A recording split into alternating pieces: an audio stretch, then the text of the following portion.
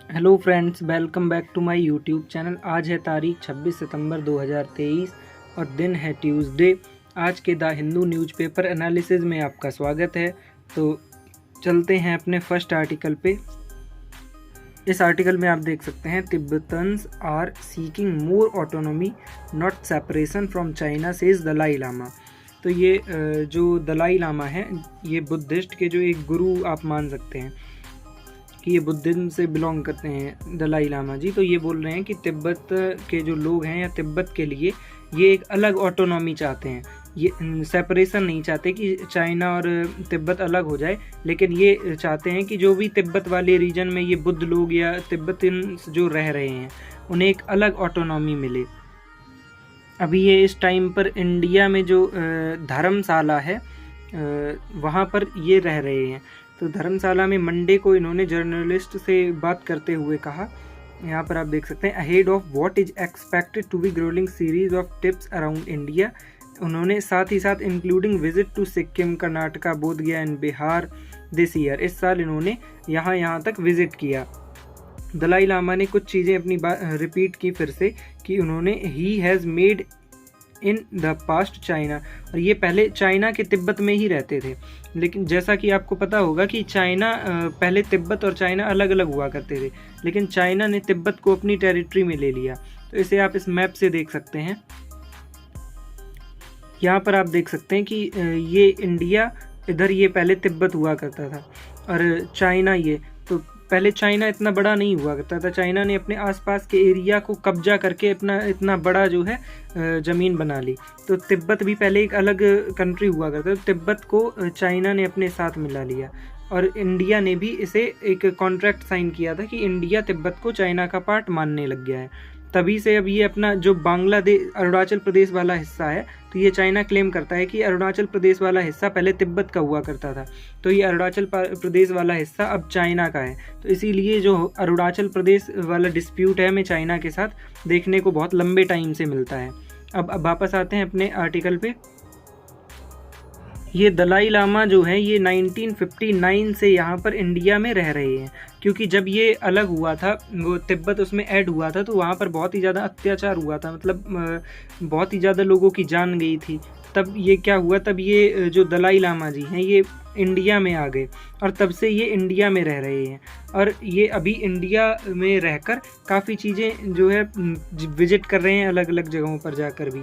और चाइना की गवर्नमेंट इससे थोड़ी सी चिड़ी हुई है, क्योंकि अभी इन्होंने दलाई लामा जी खुद ही सरप्राइज हो गए कि बहुत बार चाइना की जो गवर्नमेंट है उसने ऑफिशियली और अनऑफिशियली इनसे कांटेक्ट करने की कोशिश की in order to deal with Tibetan problems. जो भी तिब्बत के रिलेटेड प्रॉब्लम्स हैं उनके बारे में इनसे कांटेक्ट करने की कोशिश की। तो इन्होंने भी बोला कि मैं भी जो बात करने के लिए तैयार हूँ।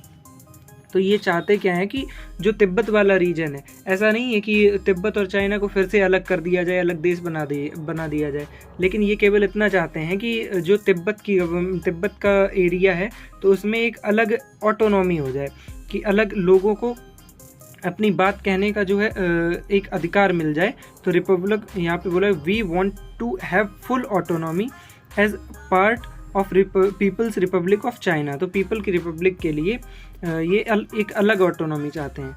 आई होप ये आपको आर्टिकल अच्छे समझ में आया होगा। अब चलते हैं नेक्स्ट आर्टिकल पे। ये एक एडिटोरियल है। इस एडिटोरियल में अजरबैजान और आर्मेनिया को जो दोनों में आपस में कॉन्फ्लिक्ट चल रहा है, तो उसके बारे में बताया गया कि Azerbaijan brisk military recaptured of नारगोज Karabakh and Armenian populated enclave. मतलब जो नारगो काराबाग वाला रीजन है वो अजरबैजान ने कब्जा कर लिया है। तो इसे एक मैप से हम पहले डिटेल में सारी चीज़ें समझ लेते हैं। ये यहाँ पर आप देख सकते हैं कि ये देखिए, ये अजरबैजान है और इधर आर्मेनिया है। ये जो आपको देखने को मिलेगा, जो अभी अजरबैजान ने कब्जा कर लिया है, ये नागोर्नो काराबाग वाला रीजन, ये आपको ऑरेंज कलर में देखने को मिलेगा। तो पहले क्या है कि ये वाला पूरा नारगोनो काराबाग वाला रीजन ये अलग हुआ करता था, सेपरेट। ये चाहते हैं कि इनका एक अलग जो है, सब कुछ अलग रहे इनका। लेकिन आर्मेनिया, पहले ये आर्मेनिया के साथ में हुआ करता था कि, लेकिन ये सेपरेटिस्ट थे अलग रहते थे।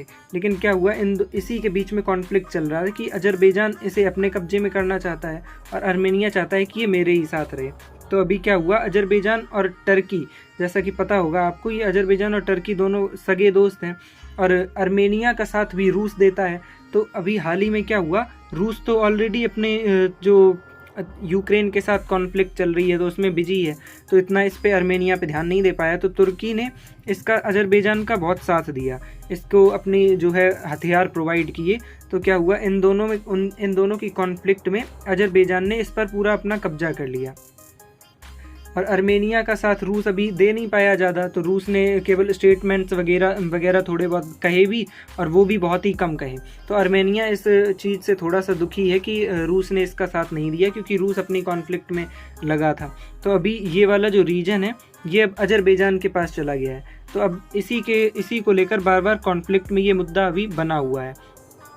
तो यहाँ पर देखते हैं कि ये देखिए, यहाँ पर बोला गया है the Soviet Union when the enclaves majority Armenian Christian population held a referendum to break away from the Shia majority of Azerbaijan.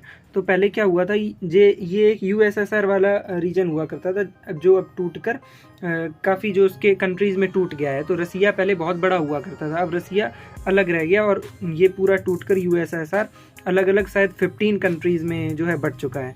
तो ये जो नार्गो काराबाख वाला रीजन है, ये जो आर्मेनियन सेपरेटिस्ट इनके द्वारा चलाया जाता था, backed by the Republic of Armenia. ये आर्मेनिया की जो गवर्नमेंट है उसी में आता था।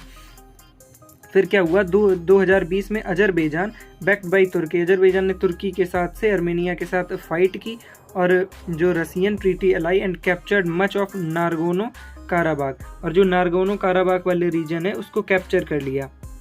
और साथ ही साथ अब जब इन्हें कैप्चर कर लिया गया तो यहाँ पर एक आपको कॉरिडोर देखने को मिलता है, लाचीन कॉरिडोर। तो अजरबैजान ने क्या किया, ये लाचीन कॉरिडोर को भी बंद कर दिया। तो अब इनके लिए जो नारगोनो ये सिटी है, नारगोनो काराबाख का सिटी, या यहाँ के लोगों के लिए बहुत ही ज़्यादा प्रॉब्लम क्रिएट हो गई, क्योंकि अब वहाँ जो भी सामान आता था तो उसके लिए इन लोगों को बहुत प्रॉब्लम फेस करनी पड़ी। यहाँ पर आप देख सकते हैं कि ये जो कॉरिडोर है, लाचीन कॉरिडोर, ये यहाँ पर आपको देखने को मिलेगा। अब जूम करने से ये थोड़ा सा ब्लर हो गया है, तो यहाँ ऐसे आप क्लियरली देख पाएंगे कि यहाँ पर जो लाचीन कॉरिडोर है ये आपको देखने को मिलेगा। तो यहाँ से जो भी आर्मेनिया चीज़ें भेजता था वो यहीं से ये लोग लेते थे, या जब भी इन्हें आर्मेनिया से बाहर या कहीं भी जाना होता तो इधर ही से जाते थे। लेकिन अब ये रास्ता जो इन्होंने ब्लॉक कर दिया, तो अब आर्मेनिया इनकी कोई हेल्प नहीं कर सकता और ना ही ये कोई भी चीज़ परचेज़ कर सकते हैं आर्मेनिया से। तो अब नारगोनो काराबाख वाले रीजन में जो है मेडिसिन्स वगैरह, ये कुछ भी अभी गुड्स या मेडिसिन कुछ भी वहाँ पर प्रोवाइड नहीं किया जा रहा है। लेकिन अजरबैजान ने इस चीज़ के लिए प्रॉमिस किया है कि वो एक चेक पॉइंट इस्टेब्लिश करना होगा वहाँ पे, फिर उसके बाद ये सारी चीज़ें प्रोवाइड करी जाएंगी। और इसके साथ ही साथ यहाँ पर आप देख सकते हैं कि जो आर्मेनिया है वो भी, ये आर्मेनिया ने एक्सप्रेस किया है डिस्प्लेजर रसिया के लिए कि रसियाज लैक ऑफ एक्शन, रसिया ने एक्शन नहीं लिया। और रसिया ने एक्शन लिया क्यों नहीं, तो रसिया खुद ही रसिया यूक्रेन इन्वेजन में फंसा हुआ था, तो इसकी वजह से रसिया ने इस पर ज़्यादा ध्यान नहीं दे पाया। और ये नारगोनो काराबाख वाला रीजन अभी अजरबैजान के पास चला गया, और Nagorno Karabakh is a part of Azerbaijan. अभी ये हाल ही में वाइडली जो रिकॉग्नाइज किया जा रहा है कि अजरबैजान नारगोनो काराबाख का पार्ट है। But there is history of mistrust and violence, लेकिन ये एक मिसट्रस्ट और वायलेंस के लिए जो एक हिस्ट्री बन चुकी है।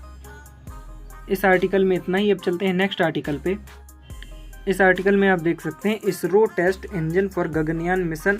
तो इसरो ने जो है गगनयान मिशन के लिए एक इंजन टेस्ट किया है, और CE-20 इंजन, इस इंजन को अब ये गगनयान मिशन में लगाएगा। तो गगनयान मिशन है क्या, तो गगनयान मिशन में 3 जो है साइंटिस्ट स्पेस में भेजे जाएंगे।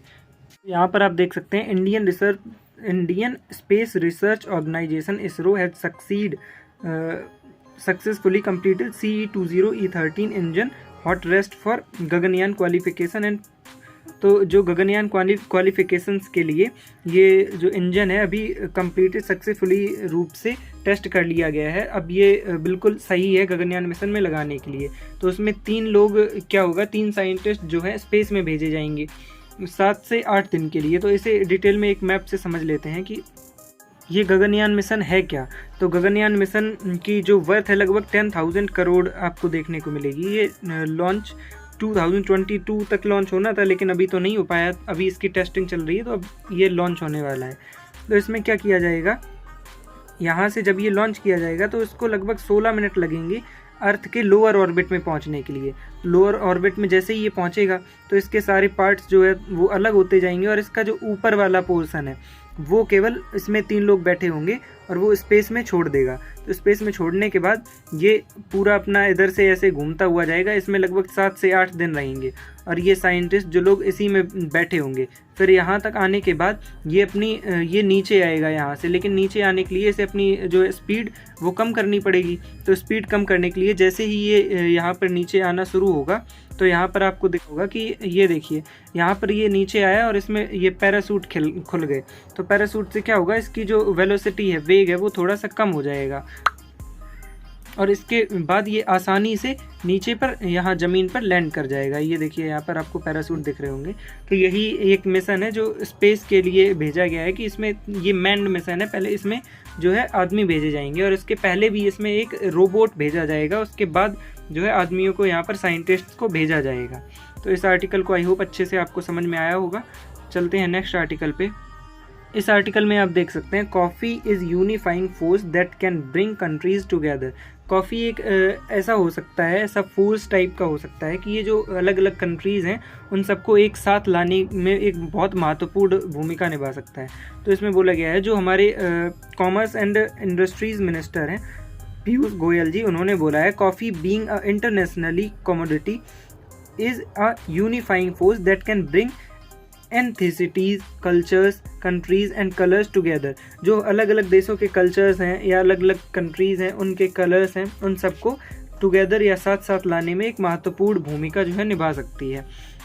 और अभी इन्होंने पीयूष गोयल जी ने बताया कि जो opening session of 5th world coffee conference WCC है, वो बेंगलुरु में मंडे को जो है पहली बार इंडिया में ऑर्गेनाइज़ किया जाएगा। तो ये आपको एग्ज़ाम में पूछा भी जा सकता है, जो वर्ल्ड कॉफ़ी कॉन्फ्रेंस है वो कौन सी, एक तो 5th ओपनिंग सेशन होने वाला है, और इंडिया के बेंगलुरु में ये पहली बार होने वाला है।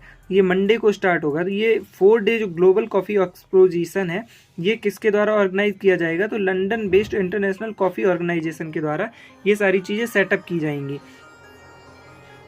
अब ये कॉफ़ी अलग अलग कंट्रीज़ को जो कॉफ़ी मार्केट है ये हम लोगों को जोड़ेगा कैसे, क्योंकि आपको पता होगा कि ये कॉफ़ी के मामले में या कॉफ़ी एक्सपोर्ट या इंपोर्ट कॉफ़ी प्रोडक्शन के मामले में अब अपना इंडिया भी ये 6वें जो स्थान पर आ चुका है।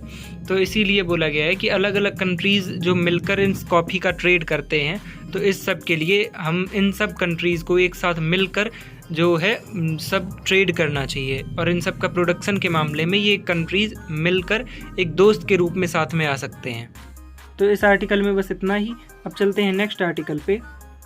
इस आर्टिकल में आप देख सकते हैं, banks told to display information on borrowers link to SARFAESI SARFAESI act. तो ये सारफेसी एक्ट का फुल फॉर्म क्या है, ये आप देख सकते हैं यहाँ पे, securitisation and reconstruction of financial assets and information of security interest act 2022। तो इसका थोड़ा सा लंबा फुल फॉर्म है। तो इसमें है क्या, इसका मतलब जो रिजर्व बैंक ऑफ इंडिया है उसने बोला है कि जितने भी कमर्शियल बैंक्स हैं या फिर नॉन बैंकिंग फाइनेंस कंपनीज़ हैं, इन सब ने जितना भी लोगों ने इन सब से लोन लिया हुआ है, इन लोगों ने जितना भी लोन लिया है, तो उसका एक डाटा जो है वहाँ पर डिस्प्ले किया जाएगा एक कोई भी वेबसाइट पर, क्योंकि उस वेबसाइट से पता रहेगा कि कितने लोगों ने कितना लोन लिया है। और ये डाटा जो है हर 6 महीने में जो है इसे चेंज किया जाएगा या फिर इसे एडिट किया जाएगा, बदला जाएगा, ताकि पता रहे कि कितने लोगों ने लोन जो है इसका चुका दिया है और कितने लोग नहीं चुका पाए हैं। ये जान लेते हैं कि ये जो सारफेसी एक्ट 2022 है ये है क्या।